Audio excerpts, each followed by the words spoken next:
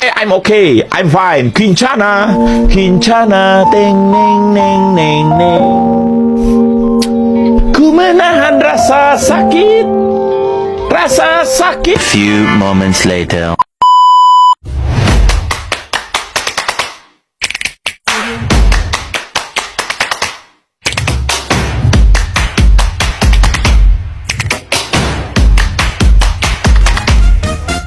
Assalamualaikum warahmatullahi wabarakatuh. Perkenalkan, saya Riful Aulia dengan NIM 2314008 Prodi Pendidikan Bahasa Arab semester 5. Di video kali ini saya akan melakukan riset exploratory video untuk memenuhi mata kuliah metodologi penelitian pendidikan dengan dosen pengampu Ibu Vera Wahyuni MPD dengan judul penelitian pengaruh metode at-taqlid al-Firaqi terhadap kemampuan menulis Arab siswa MTS Negeri 2 Bangka. Latar belakang dari penelitian ini adalah menurut Kemendikbud tahun 2024, 55% siswa mengalami kesulitan dalam maharoh kitabah. Maharoh kitabah adalah kompetensi paling kompleks yang membutuhkan pelatihan dan penguasaan lebih, termasuk mufradat, imla, nahwu, dan shoroh. Kompetensi yang produktif masih memerlukan peningkatan dan kompetensi yang reseptif membutuhkan pembelajaran konvensional belum optimal. Fenomena ini terus terjadi di MTS Negeri 2 Bangka. Siswa kesulitan menyambung aksara Arab dan belum bisa membedakan huruf yang tidak bisa disambung dan bisa disambung. Kecepatan menulis lambat, metode terbatas pada mengirim papan tulis, belum mampu menulis berdasarkan dikte, motivasi yang rendah, dan latar belakang yang beragam. Hal ini menunjukkan bahwa penelitian spesifik metode at-taqlid al-Firaqi masih sangat terbatas dengan metode imitasi metodik dalam pengujian kuantitatif dan repetisi kontribusi bukti empiris untuk menuju kebijakan pembelajaran bahasa Arab. Berdasarkan latar belakang penelitian ditemukan 3 perumusan masalah. Yang pertama adalah apakah metode at-taqlid al-Firaqi berpengaruh signifikan terhadap peningkatan kemampuan menulis bahasa Arab siswa kelas 8 MTS Negeri 2 Bangka. Yang kedua, seberapa besar pengaruh metode at-taqlid al-Firaqi terhadap kemampuan menulis bahasa Arab siswa kelas 8 MTS Negeri 2 Bangka? Yang ketiga, apakah metode at-taqlid al-Firaqi efektif dalam meningkatkan kemampuan menulis bahasa Arab siswa kelas 8 MTS Negeri 2 Bangka?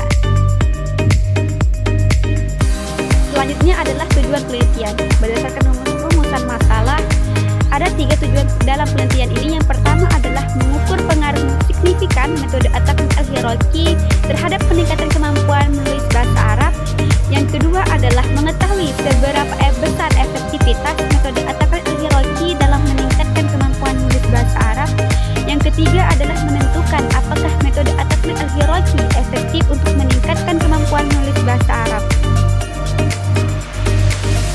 Eksplorasi awal dari penelitian ini adalah peneliti untuk menemukan dan menggali sebuah permasalahan penelitian.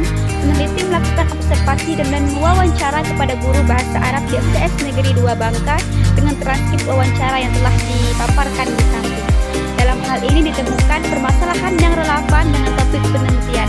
Penelitian dapat memberikan kontribusi terhadap pendidikan bahasa Arab dan dukungan untuk kebijakan pendidikan, pemenuhan kebutuhan praktis, dan pengembangan metodologi.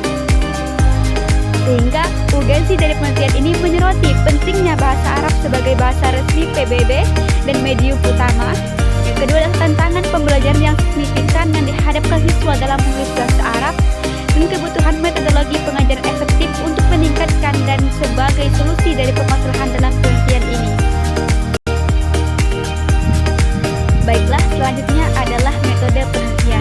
Metode penelitian ini menggunakan pendekatan kuantitatif eksperimen dengan teknik analisis data, diantaranya adalah uji validitas, rehabilitas homogenitas, dengan instrumen penelitian melalui kuesioner dan dokumentasi. Kemudian objek penelitian. Penelitian ini dilaksanakan pada siswa kelas 8 di MTS Negeri 2 Bangka, Desa Z, Kecamatan Mendo Barat, Provinsi Bangka Belitung. Adapun gambaran awal atau insight hasil observasi yang dilakukan di MTS Negeri 2 Bangka tampak bahwa siswa kelas 8 menghadapi berbagai kesulitan dalam kemampuan menulis bahasa Arab. Beberapa insight yang muncul, yang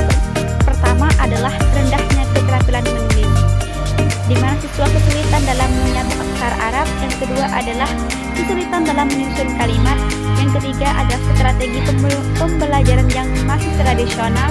Yang kedua adalah feedback dari siswa.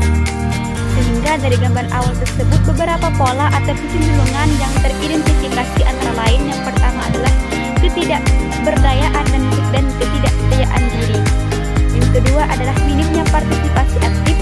Dapat dilihat bahwa siswa cenderung menjadi pasif dalam proses pembelajaran, lebih banyak menerima informasi daripada terlibat aktif dalam diskusi atau praktik menulis. Yang ketiga adalah kebutuhan akan metode yang lebih interaktif, di mana terdapat pola yang jelas bahwa siswa sangat membutuhkan metode pengajaran yang lebih variatif dan interaktif seperti attack-test hierarki yang dapat membantu mereka berlatih menulis dengan cara yang lebih menyenangkan dan efektif. Temuan awal ini memberikan gambaran jelas tentang tantangan yang dihadapi siswa dalam pembelajaran menulis bahasa Arab. Kecenderungan dan pola yang ditemukan menunjukkan perlu adanya pendekatan baru untuk menciptakan pengalaman belajar yang lebih positif dan produktif. Baiklah, selanjutnya adalah penutup. Setelah melakukan proses penelitian, diharapkan dalam pelaksanaan penelitian ini semua pihak terkait termasuk siswa, pendidik ikut aktif terlibat dalam berpartisipasi memastikan data yang diperoleh dan dapat memberikan dukungan penuh serta berjalan dengan lancar. Adapun manfaat secara akademis dari penelitian ini, diharapkan penelitian dapat menambahkan khazanah ilmu pengetahuan mengenai metodologi pengajaran bahasa Arab, khususnya terkait metode attack-test al-hierarki, dan menjadi acuan bagi penelitian selanjutnya. Secara praktis, peneliti membagikan 3 manfaat. Yang pertama adalah bagi peserta didik, diharapkan dapat membantu meningkatkan kemampuan menulis Arab. Yang kedua adalah bagi guru, diharapkan dapat menjadi paduan dalam merumuskan strategi pengajaran yang lebih efektif. Bagi sekolah, diharapkan sebagai bahan evaluasi dan pengembangan kurikulum dan praktik pembelajaran di sekolah-sekolah. Demikianlah hasil riset exploratory video dari saya. Semoga bisa membantu dan bermanfaat. Syukran ala istimamikum, akhirul kalam, wabillahi taufiq wal hidayah. Wassalamualaikum warahmatullahi wabarakatuh.